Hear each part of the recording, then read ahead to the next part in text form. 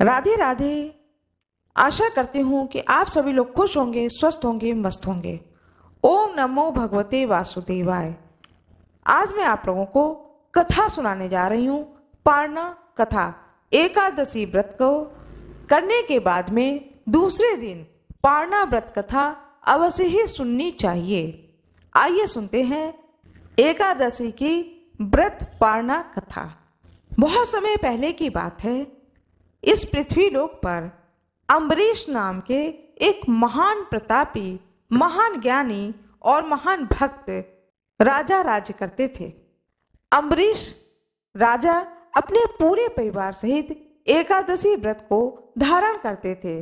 वह पूरे साल भर के सारे एकादशी व्रत को करते थे। एक समय की बात है, राजा अम्बरीश ने एकादशी व्रत को धारण किया और दूसरे दिन द्वादशी तिथि के समाप्त होने के पहले वे एकादशी व्रत के पारना को करने जा रहे थे। अभी कुछ समय ही बचा था कि उस समय ऋषि दुर्वासा अपने बहुत सारे शिष्यों के साथ राजा अम्बरीश के दरबार में आ गए। राजा अम्बरीश ने ऋषि दुर्वासा का बड़ा ही स्वागत किया और कहा, हे ऋषिवर, आइए और भोजन ग्रहण करें। ऋषि दुर्वासा कहते हैं कि आज द्वादशी है, मैं पहले गंगा जी में स्नान करूंगा अपने शिष्यों के साथ में। इसके बाद भगवान शंकर की पूजा करूंगा विधि विधान से, क्योंकि भगवान शंकर मेरे इष्ट हैं, मेरे गुरु हैं। उसके बाद मैं भोजन ग्रहण करने आऊंगा, तब तक आप भोजन तैयार कराएं।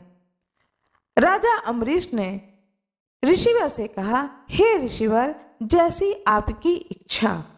ऐसा कह करके ऋषि दुर्वासा अपने शिष्यों के साथ में गंगा स्नान को चले गए। इधर द्वादशी तिथि का समापन होने वाला था।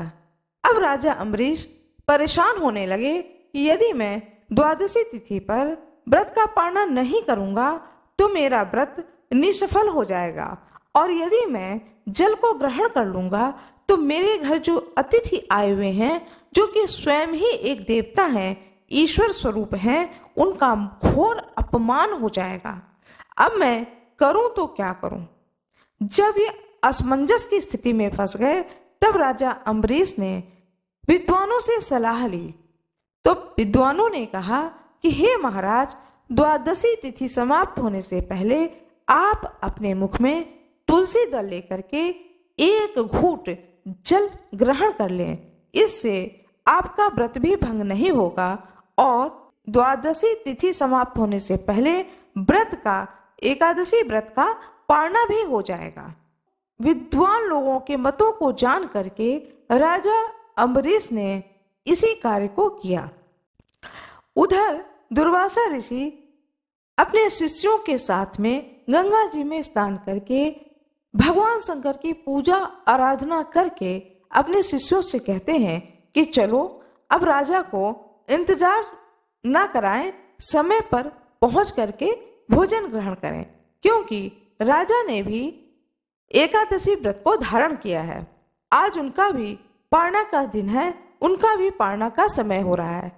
ऐसा विचार करके ऋषि दुर्वासा राजा अम्बरीश के यहाँ महलों में आते हैं। योग बल से, अपनी शक्ति से ऋषि दुर्वासा जान जाते हैं कि राजा अम्बरीश ने तुलसी दल लिया है और साथ में एक घूंट जल पिया है। राजा के इस कृत्य को देख करके ऋषि दुर्वासा बहुत ही क्रोधित हो जाते हैं और ऋषि दुर्वासा ने अम्बरीश राजा को श्राप दे दिया। श्राप देने लगे, एक तिनका उठाया और तिनका उठा करके उनके ऊपर फेंका कि लो, मैं तुम्हें श्राप दे देता हूं कि तुमने जो मेरा अपमान किया है, इस अपमान के कारण तुम इसी स्थान पर भस्म हो जाओ। राजा अम्बरीश ऋषि दुर्वासा के श्राप को सुनकर उसी स्थान पर थर थर कांपने लगे और श्री हरि विष्णु को याद करने लगे।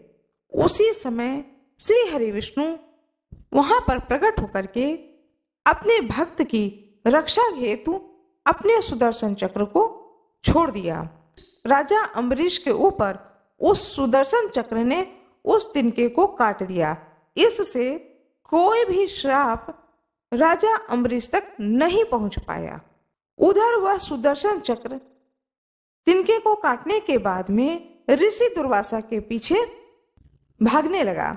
सुदर्शन चक्र को देख करके ऋषि दुर्वासा महल से बाहर निकल गए।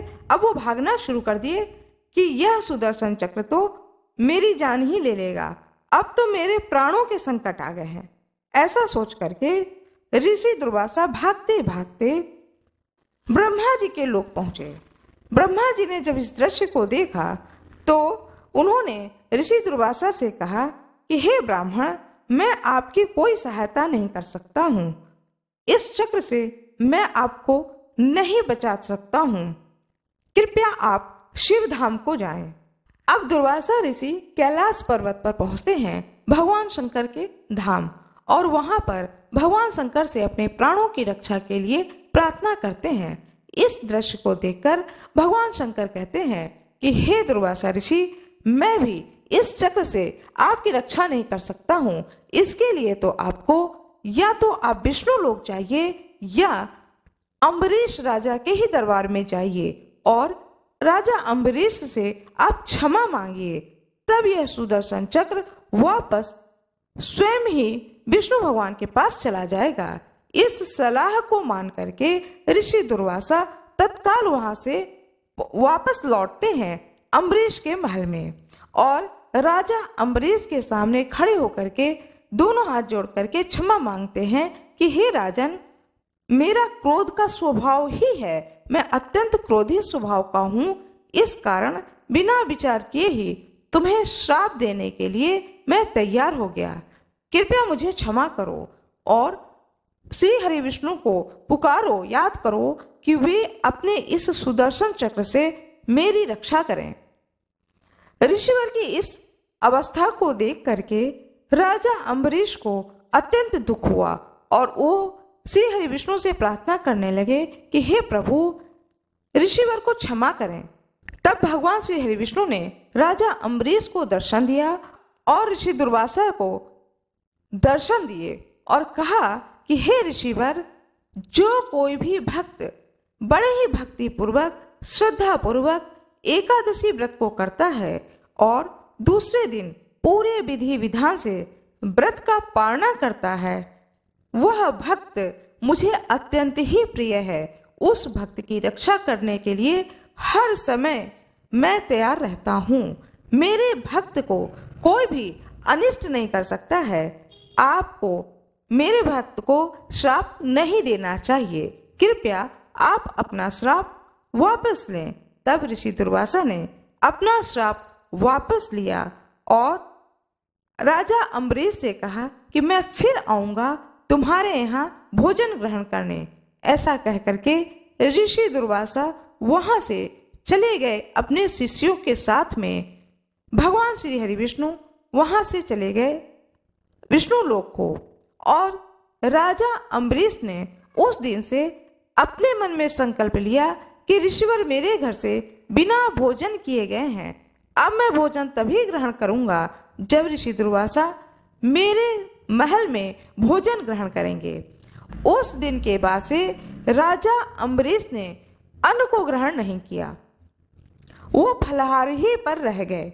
ठीक 1 साल बाद ऋषि दुर्वासा फिर राजा अम्बरीश के महल में आते हैं और राजा अम्बरीश ने जब ऋषि दुर्वासा को भोजन कराया उसके बाद ही उन्होंने अन्न को ग्रहण किया। ऋषि दुर्वासा प्रसन्न होकर के राजा अम्बरीश को बहुत ही आशीर्वाद दिया और कहा कि जब तक यह पृथ्वी लोक रहेगा तब तक इस पृथ्वी लोक पर आपका नाम और यश रहेगा। आपको मैं भक्ति का वरदान देता हूँ कि आपकी भक्ति कभी भी नहीं घटेगी, सदा सर्वदा बनी रहेगी। भगवान श्री हरि विष्णु की कृपा आप पर हमेशा ही रहेगी। इस प्रकार ऋषि दुर्वासा ने राजा अम्बरीश को आशीर्वाद दिया और अपने लोक को चले गए। उसके बाद राजा अम्बरीश भी खुशी खुशी अपने राज्य में राज्य करने लगे और एकादशी व्रत को नियम पूर्वक धारण करते थे और दूसरे दिन नियम और विधान पूर्वक पालना करते थे। भगवान श्री हरि विष्णु की जय हो, सभी ऋषियों की जय हो, दृश्य ऋषियों की जय हो, अदृश्य ऋषियों की जय हो। आइए सुनते हैं पौराणिक कथा। पुराण तथा अन्य पुराणों में इस प्रकार से इस कथा का वर्णन किया गया है। प्राचीन काल में जालंधर नामक एक दैत्य था जिसने अपने उत्पातों के कारण सभी को भयभीत कर रखा था। सारे देवता लोग भी जालंधर से अत्यधिक भयभीत रहने लगे थे। जालंधर ने इंद्र के सिंहासन को जीत करके सारे देवताओं को पृथ्वी लोक पर भेजकर स्वयं ही इंद्र का सिंहासन पर जाकर बैठ गया था। उसकी पत्नी वृंदा रूपवती होने के साथ साथ एक पतिव्रता स्त्री थी। उसी के प्रताप से वह सर्व विजयी बना हुआ था। उस दैत्य से भयभीत होकर ऋषि मुनि और देवतागण भगवान विष्णु के पास जा करके अपनी विपदा सुनाने लगे। उन्होंने वृंदा का पति धर्म के बारे में भी बताया कि वह इतनी अधिक पतिव्रता स्त्री है जिसके तप के कारण जालंधर का कोई कुछ भी बिगाड़ नहीं पा रहा है। भगवान श्री हरि विष्णु ने जब इस बात को सुना तब उन्होंने निश्चय किया कि इस जालंधर नामक राक्षस का वध करना ही पड़ेगा और उसके बाद ही सारे देवता ऋषि मुनि भय से मुक्त हो पाएंगे। ऐसा विचार करके जहाँ पर वृंदा थी वहां पर भगवान श्री हरि विष्णु योग माया से एक साधु का वेश बना करके पहुंच गए। जालंधर का एक हाथ में सिर और एक हाथ में धर लेकर के खड़े हो गए। अपने पति के इस रूप को देख करके वह पतिव्रता स्त्री वृंदा विलाप करने लगी और विलाप करते करते उसने ऋषिवर से प्रार्थना करी कि हे ऋषिवर, आप मेरे पति को पुनर्जीवित कर दें। वृंदा के प्रार्थना को सुन करके भगवान श्री हरि विष्णु ने धड़ को सिर से जोड़ दिया और स्वयं छल से उस शरीर में प्रवेश कर गए। इस चीज को वृंदा नहीं जानती थी और अपने पति को पुनर्जीवित पा करके वृंदा अपने पति से लिपट गई। इससे वृंदा का सतीत्व धर्म नष्ट हो गया और थोड़ी देर बाद उसे ज्ञात हुआ कि यह स्वयं हरि विष्णु हैं। ऐसा जान करके उसने भगवान श्री हरि विष्णु से पूछा कि हे प्रभु, आपने मेरे साथ में इतना बड़ा छल क्यों किया, जबकि उसका पति तो देवलोक में इंद्र से युद्ध कर रहा था। इधर वृंदा का सतीत्व नष्ट हुआ, उधर उसका पति युद्ध में हार कर मृत्यु को प्राप्त हुआ। जब वृंदा को सारी वस्तु स्थिति की ज्ञान हुआ कि यह सब भगवान श्री हरि विष्णु ने छल कपट किया है उसके साथ में, तो उसे बड़ा ही क्रोध आया और क्रोधित होकर उसने भगवान श्री हरि विष्णु को श्राप दे दिया कि जिस प्रकार तुमने मुझसे छल किया है और मुझे पति का वियोगी बनाया है, ठीक उसी प्रकार तुम भी अपनी पत्नी का छल पूर्वक हरण होने पर उसके वियोग को सहने के लिए मृत्यु लोक में जन्म लोगे। इतना कह करके वृंदा अपने पति के शव के साथ उसके वियोग में तड़पती हुई सती हो गई और उस स्थान पर एक तुलसा का पौधा निकल आया। भगवान श्री हरि विष्णु ने वृंदा को आशीर्वाद दिया कि तुम मुझे लक्ष्मी से भी अत्यंत प्रिय होगी। जब मैं शालिग्राम रूप में रहूंगा तब जो कोई भी मुझ पर तुलसी की पत्ती को चढ़ाएगा तो मैं उस भक्त पर अत्यंत ही प्रसन्न होऊंगा। कहा जाता है कि शालिग्राम भगवान पर यदि तुलसी पत्र न चढ़ाया जाए तो शालिग्राम भगवान के सिर में दर्द होने लगता है। तब से भगवान श्री हरि विष्णु ने आशीर्वाद दिया कि जो कोई भी तुलसी से मेरा विवाह शालिग्राम स्वरूप से कराएगा उस भक्त पर मैं अत्यंत ही प्रसन्न होऊंगा। तब से इस पृथ्वी लोक पर शालिग्राम भगवान और तुलसी माता का विवाह हर साल की जाती है। भगवान श्री हरि विष्णु की जय हो, माता तुलसी की जय हो। आज मैं आप लोगों को देव उठनी एकादशी, प्रबोधनी एकादशी की कथा सुनाने जा रही हूँ। युधिष्ठिर जी ने भगवान श्री कृष्ण से पूछा, मैंने आपके मुख से रमा का यथार्थ महात्म्य सुना। हे मानद, अब कार्तिक मास के शुक्ल पक्ष में जो एकादशी होती है उसकी महिमा बताइए। भगवान श्री कृष्ण बोलते हैं, हे राजन, कार्तिक के शुक्ल पक्ष में जो एकादशी होती है उसका जैसा वर्णन लोक सृष्टा ब्रह्मा जी ने नारद जी से किया था वही मैं तुम्हें बतलाता हूँ। नारद जी ने कहा, पिताजी, जिसमें धर्म कर्म में प्रवृत्ति कराने वाले भगवान गोविंद जागते हैं उस प्रबोधिनी एकादशी का महात्म्य बताइए। ब्रह्मा जी कहते हैं, हे मुनि श्रेष्ठ, प्रबोधिनी का महात्म्य पाप का नाश, पुण्य की वृद्धि तथा उत्तम बुद्धि वाले पुरुषों को मोक्ष प्रदान करने वाला है। समुद्र से लेकर के सरोवर तक जितने भी तीर्थ हैं वे सभी अपने महात्म्य की तभी तक गर्जना करते हैं जब तक कि कार्तिक मास में भगवान विष्णु की प्रबोधिनी तिथि नहीं आ जाती है। प्रबोधिनी एकादशी को एक ही उपवास कर लेने से मनुष्य 1000 अश्वमेघ यज्ञ तथा 100 राजसूय यज्ञ का फल पा लेता है। हे बेटा, जो दुर्लभ है, जिसकी प्राप्ति असंभव है तथा जिसे त्रिलोकी में भी किसी ने नहीं देखा है, ऐसी वस्तु के लिए भी याचना करने पर प्रबोधिनी एकादशी उसे देती है। भक्ति पूर्वक उपवास करने पर मनुष्यों को हरिबोधिनी एकादशी ऐश्वर्य, संपत्ति, उत्तम बुद्धि, राज्य तथा सुख प्रदान करती है। मेरु पर्वत के समान जो बड़े बड़े पाप हैं उन सबको यह पाप नाशनी प्रबोधिनी एक ही उपवास से भस्म कर देती है। पहले के हजारों जन्मों में जो पाप किए गए हैं उसे प्रबोधिनी एकादशी की रात्रि का जागरण रुई की ढेरी के समान भस्म कर डालता है। जो लोग प्रबोधिनी एकादशी का मन से ध्यान करते हैं तथा जो इसके व्रत का अनुष्ठान करते हैं उनके पितर नरक के दुखों से छुटकारा पाकर भगवान शिव के परम धाम को चले जाते हैं। हे ब्राह्मण, अश्वमेघ आदि यज्ञों से भी जिस फल की प्राप्ति कठिन है वह प्रबोधिनी एकादशी का जागरण करने से अनायास ही मिल जाता है। संपूर्ण तीर्थों में नहा करके सुवर्ण और पृथ्वी दान करने से जो फल मिलता है वह श्री हरि के निमित्त जागरण करने मात्र से मनुष्य को प्राप्त कर लेता है। जैसे मनुष्यों के लिए मृत्यु अनिवार्य है उसी प्रकार धन संपत्ति मात्र भी क्षण भंगुर है। ऐसा समझ करके एकादशी का व्रत करना चाहिए। तीनों लोकों में जो कोई भी तीर्थ संभव है तब वे सब प्रबोधिनी एकादशी का व्रत करने वाले मनुष्यों के घर में मौजूद रहते हैं। कार्तिक की हरिबोधिनी एकादशी पुत्र तथा पौत्र प्रदान करने वाली है। जो प्रबोधिनी एकादशी की उपासना करता है वही ज्ञानी है, वही योगी है, वही तपस्वी है तथा वही जितेंद्रिय है तथा उसी को भोग और मोक्ष की प्राप्ति होती है।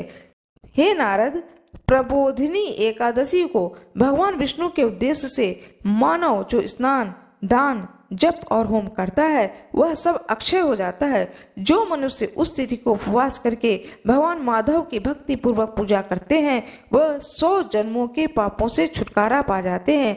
इस व्रत के द्वारा देवेश्वर जनार्दन को संतुष्ट करके मनुष्य संपूर्ण दिशाओं को अपने तेज से प्रकाशित करता हुआ श्री हरि के वैकुंठ धाम को जाता है। प्रबोधिनी को पूजित होने पर भगवान गोविंद मनुष्यों के बचपन, जवानी और बुढ़ापे में किए हुए 100 जन्मों के पापों को चाहे वे अधिक हो या कम हो धो डालते हैं। अतः सर्वथा प्रयत्न करके संपूर्ण मनोवांछित फल को देने वाली देवाधिदेव जनार्दन की उपासना करनी चाहिए। हे नारद, जो भगवान विष्णु के भजन में तत्पर होकर कार्तिक में पराये अन्न का त्याग करता है वह चंद्रायन व्रत का पालन करता है। जो प्रतिदिन शास्त्रीय चर्चा से मनोरंजन करते हुए कार्तिक मास को व्यतीत करता है वह अपने संपूर्ण पापों को जला डालता है, 10,000 यज्ञों का फल प्राप्त करता है। कार्तिक मास में शास्त्रीय कथा के कहने सुनने से भगवान मधुसूदन को जैसा संतोष होता है वैसे उन्हें यज्ञ, दान अथवा जप आदि से भी नहीं होता है। जो शुभ कर्म परायण पुरुष कार्तिक मास में 1 या आधा श्लोक भी भगवान विष्णु की कथा बाँचते हैं उन्हें 100 गौदान का फल मिलता है। हे महामुने, कार्तिक मास में भगवान केशव के सामने शास्त्र का स्वाध्याय तथा श्रवण करना चाहिए। हे मुनिश्रेष्ठ, जो कार्तिक मास में कल्याण प्राप्ति के लोभ से श्री हरि की कथा का प्रबंध करता है वह अपनी 100 पीढ़ियों को तार देता है। जो मनुष्य सदा नियम पूर्वक कार्तिक मास में भगवान विष्णु की कथा को सुनता है उसे सहस्त्र गोदान का फल मिलता है। जो प्रबोधिनी एकादशी के दिन श्री विष्णु की कथा का श्रवण करता है उसे 7 द्वीपों से युक्त पृथ्वी दान करने का फल प्राप्त होता है। हे मुनिश्रेष्ठ, जो भगवान विष्णु की कथा को सुन करके अपनी शक्ति के अनुसार कथावाचक की पूजा करते हैं उन्हें अक्षय लोक की प्राप्ति होती है। हे नारद, जो मनुष्य कार्तिक मास में भगवत संबंधी गीत और शास्त्र विनोद के द्वारा समय बिताता है उनकी पुनरावृत्ति मैंने नहीं देखी है। हे मुने, जो पुण्य आत्मा पुरुष भगवान के समक्ष गान, नृत्य, वाद्य और श्री विष्णु की कथा को करता है वह तीनों लोकों के ऊपर विराजमान होता है। हे मुनिश्रेष्ठ, कार्तिक मास की प्रबोधिनी एकादशी के दिन बहुत से फल, फूल, कपूर, अर्गजा, कुमकुम के द्वारा श्री हरि की पूजा करनी चाहिए। एकादशी आने पर धन की कंजूसी नहीं करनी चाहिए क्योंकि उस दिन दान आदि करने से असंख्य पुण्य की प्राप्ति होती है। प्रबोधिनी को जागरण के समय शंख में जल लेकर फल तथा नाना प्रकार के द्रव्यों के साथ श्री जनार्दन को अर्घ्य देना चाहिए। संपूर्ण तीर्थों में स्नान करने और सब प्रकार के दान देने से जो फल मिलता है वही प्रबोधिनी एकादशी को अर्घ्य देने से करोड़ गुना होकर प्राप्त होता है। हे देवर्षि, अर्घ्य के पश्चात भोजन, आच्छादन और दक्षिणा आदि के द्वारा भगवान विष्णु की प्रसन्नता के लिए गुरु की पूजा करनी चाहिए। जो मनुष्य उस दिन श्रीमद् भागवत कथा को सुनता है अथवा पुराण का पाठ करता है उसे एक एक अक्षर पर कपिला गाय की दान का फल मिलता है। हे मुनिश्रेष्ठ, जो कार्तिक मास में जो मनुष्य अपनी शक्ति के अनुसार शास्त्रोक्त रीति से वैष्णव व्रत एकादशी का पालन करता है उसकी मुक्ति अविचल है। केतकी के एक पत्ते से पूजित होने पर भगवान गरुड़ ध्वज 1000 वर्ष तक अत्यंत तृप्त रहते हैं।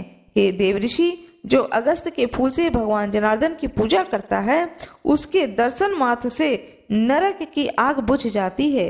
हे वत्स, जो कार्तिक मास में भगवान जनार्दन को तुलसी के पत्र और पुष्प अर्पण करता है उसका जन्म भर का किया हुआ सारा पाप भस्म हो जाता है। हे मुने, जो प्रतिदिन दर्शन, स्पर्श, ध्यान, नाम कीर्तन, स्तवन, अर्पण, सेचन, नित्य पूजन तथा नमस्कार के द्वारा तुलसी में 9 प्रकार की भक्ति करता है वे कोटि सहस्त्र युगों तक पुण्य का विस्तार करते हैं। हे नारद, सब प्रकार के फूलों और पत्तों को चढ़ाने से जो फल मिलता है वह कार्तिक मास में तुलसी के एक पत्ते से मिलता है। कार्तिक आयादेक प्रतिदिन नियम पूर्वक तुलसी जी के कोमल पत्तों से महाविष्णु श्री जनार्दन का पूजन करना चाहिए। जो 100 यज्ञों द्वारा देवताओं का यजन करने और अनेक प्रकार के दान देने से जो पुण्य प्राप्त होता है वह कार्तिक मास में तुलसी दल मात्र से केशव की पूजा करने पर प्राप्त होता है। तुलसी दल पुष्पाणि ये यच्छन्ति जनार्दने कार्तिके सकलम वत्स पापम जन्मार्जिते दहेत दृष्ट्वा स्पष्टा वाध्याता कीर्तिता नामतः स्तुता रोपिता सेचिता नित्यं पूजिता तुलसी नता नवधा तुलसी भक्तिम ये कुर्वन्ति दिने दिने युग कोटि सहस्राणि त्वन्ति सुकृतम मुने। यह कथा मैंने आप लोगों को एकादशी व्रत की महान पुण्य फलदायिनी एकादशी व्रत कथा को आप लोगों को सुनाया है। यह कथा आप लोगों को अच्छी लगी हो तो कृपया वीडियो को जरूर लाइक करिएगा। कमेंट बॉक्स में भगवान विष्णु की जय हो, तुलसी माता की जय हो अवश्य ही लिखिएगा। आज मैं आप लोगों को एक कथा सुनाने जा रही हूँ, तुलसी माता की कथा। कार्तिक के महीने में सब कोई तुलसी माता को सींचते हैं। सब कोई तो सींच के चले जाते थे, लेकिन एक बुढ़िया माई आती और माता तुलसी को रोजाना सींचती और तुलसी माता से कहती, सत्य की दाता मैं बिरला सींचू तेरा, तू कर निस्तारा मेरा। तुलसी माता अड़ुआ दे लड़ुआ दे, पीताम्बरा की धोती दे, मीठा मीठा घास दे, बैकुंठ का वास दे, चटके की चाल दे, पटके की मौत दे, चंदन की काठ दे, झालर के झिनकार दे, साईं का राज दे, दाल भात का जमीन दे, 11 का दिन दे, कृष्ण का कंधा दे। इतनी बात सुनकर माता तुलसी सूखने लगी। एक बार भगवान कृष्ण ने पूछा कि तुम्हारे पास तो इतनी औरतें आती हैं तुम्हें जिमाने, गातने, तुम्हें पूजने, और तुम सूखने कैसे लगी? तब तुलसी माता ने कहा कि एक बुढ़िया माई आती है जो रोजाना इतनी बात कहकर जाती है, मैं तो और सब कुछ दे दूंगी, पर आप भगवान कृष्ण के कंधा कहाँ से दूंगी। थोड़े दिन बाद वह बुढ़िया मर गई। सब उसको उठाने लगे, पर वह इतनी भारी हो गई कि उठे ही नहीं। सब कोई कहने लगे, पाप घाट की माला फेरती होगी जिससे इतनी भारी हो गई है। भगवान बूढ़े ब्राह्मण का रूप धारण करके आए और सबसे पूछने लगे कि इतनी भीड़ क्यों हो रही है। सब लोग बोले, एक बुढ़िया है जो कि मर गई है, पापनी थी, इसलिए किसी से नहीं उठती। तब भगवान बोले कि इसके कान में एक बात कहने दो तो यह उठ जाएगी। सबने कहा, तू भी मन की निकाल ले। भगवान ने जाकर उसके कान में कहा, बुढ़िया माई तू बिरला सींचे मेरा, मैं करूं निस्तारा तेरा। बुढ़िया माई अड़ुआ ले गड़ुआ ले, पीताम्बर की धोती ले, मीठा मीठा घास ले, बैकुंठ का बास ले, चटके की चाल ले, पटके की मौत ले, चंदन की काठ ले, झालर की झिनकार ले, साईं का राज ले, दाल भात का जमीन ले, कृष्ण का कंधा ले। इतना सुनते ही बुढ़िया माई हल्की हो गई। भगवान ने कंधे पर लेकर के उसको गए, उसकी मुक्ति हो गई। हे तुलसी माता, जैसे उसकी मुक्ति करी है ऐसी हमारी भी मुक्ति करियो। जैसे उसको कंधा दिया है भगवान कृष्ण ने, ऐसे ही सभी को कंधा दें, इस कथा को सुनने वाले को और सुनाने वाले को। जिस प्रकार से भगवान विष्णु ने कृपा करी, उसी प्रकार से कथा सुनने वाले पर और कथा सुनाने वाले पर सदा सर्वदा भगवान विष्णु की कृपा बनी रहे। भगवान श्री हरि विष्णु की जय हो। भगवान गणेश की जय हो। ओम नमो भगवते वासुदेवाय। सनातन धर्म में एकादशी व्रत का पारणा का विशेष महत्व बताया गया है। पारणा जो है वह पूर्ण विधि विधान से करना चाहिए। यदि पारणा पूर्ण विधि विधान से न किया जाए तो एकादशी व्रत का पूर्ण फल प्राप्त नहीं होता है। पारणा करने से पहले कुछ नियम हैं, उन नियमों का पालन अवश्य ही करना चाहिए जिससे एकादशी व्रत का पूर्ण फल प्राप्त हो सके, भगवान श्री हरि विष्णु की कृपा प्राप्त हो।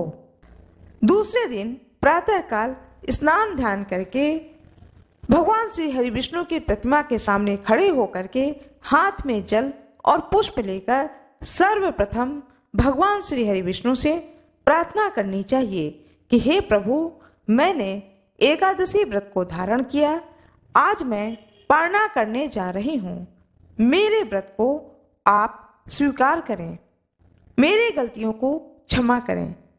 इस तरह से संकल्प लें। इसके बाद में भगवान श्री हरि विष्णु की विधि विधान से पूजा करें। भगवान श्री हरि विष्णु की जो भी प्रतिमा हो, मूर्ति हो, जो भी आपके पास हो, उनकी विधि विधान से पूजा करें, भोग लगाएं। भोग में तुलसी पत्र अवश्य ही रखें। कहते हैं कि द्वादशी के दिन, पारणा वाले दिन, खीर भगवान श्री हरि विष्णु को भोग में अवश्य ही लगानी चाहिए, अथवा देसी घी से निर्मित कोई भी भोग बनाकर भगवान श्री हरि विष्णु को अर्पित करें। धूप दीप जलाएं, कथा को सुने, तुलसी माता की कथा को सुने। इस प्रकार से व्रत का पारणा करना चाहिए। इस तरह से श्री हरि विष्णु की पूजा करनी चाहिए। इसके बाद में दक्षिणा अवश्य ही निकालें। यदि आप सामर्थ्यवान हो तो किसी ब्राह्मण को बुला करके ब्राह्मण भोजन कराएं। यदि ब्राह्मण भोजन नहीं हो पा रहा है तो कोई बात नहीं है, थोड़ा सा सीधा निकाल करके उसमें दक्षिणा डाल करके रख दें। बाद में शाम तक भी किसी भी ब्राह्मण को आप दान स्वरूप दे दें। यदि सामर्थ्य हो तो उस दिन जूता, चप्पल, छाता, पानी का बोतल, पानी से भरा हुआ घड़ा, इस तरह से इन चीज़ों का भी दान कर सकते हैं। फल, मिठाई, सीजनल जो फल होते हैं, फल, मिठाई यथाशक्ति दान अवश्य ही करें। एकादशी का पारणा का विधान है कि उस दिन तुलसी जी की पूजा अवश्य ही करनी चाहिए। तुलसी जी को जल दें, लेकिन जल देने से पहले माता तुलसी को प्रणाम करें और उनसे क्षमा मांगें। आप मुझ पर कृपा बनाए रखें, ऐसा बोल करके तुलसी माता में जल दें। तुलसी माता को जल देने के बाद में आप तुलसी की पत्ती को अपने मुंह में रखें, थोड़ा सा जल लें और उस तुलसी की पत्ती को चबाना नहीं है, सीधे निगल जाना है। इस प्रकार से व्रत का पालना करें। इस प्रकार से एकादशी व्रत का पालना करना चाहिए विधि विधान से।